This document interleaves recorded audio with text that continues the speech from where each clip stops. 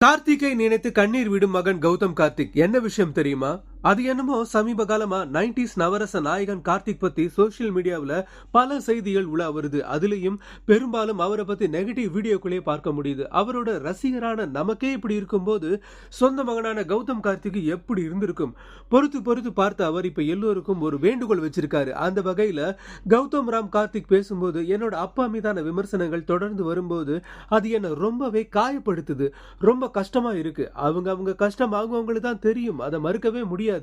இதுல என்னோட வேண்டுகோள் என்னன்னா, என் அப்பா பத்தி விமர்சனம் வச்சவங்க எல்லோரும் சீனியர்ஸ். அவங்கள பார்த்து தான் நாம வளர்றோம். என்னோட அப்பா தலைமுறையில இருந்தவங்களுக்கு நெருக்கம் அதிகமாவே இருந்திருக்கும். இந்த ஜெனரேஷன்ல அவங்க வேலையை பார்த்துட்டு போயிடுறாங்க. ஆனா அந்த காலகட்டத்துல அண்ணன் தம்பிகளா தாய் தந்தையா பழகினாங்க. அப்படி இருக்கும்போது அப்பவே அந்த பிரச்சனைகளை நேருக்கு நேர் பேசி தீர்த்து இருக்கலாம். அதை விட்டுட்டு இப்படி ஒரு பொது தளத்தை பயன்படுத்தி பேசி இருக்க கூடாது. ஏன்னா பேச வேற எத்தனையோ விஷயங்கள் இருக்கு. நல்லதுக்காக குரல் கொடுக்கலாம், இருந்தாலும் அவரவர் வழி அவங்களுக்கு தான் தெரியும்னு அப்பா கார்த்திக்காக ரொம்ப உருக்கத்தோட பேசியிருக்காரு மகன் கௌதம் ராம் கார்த்திக்.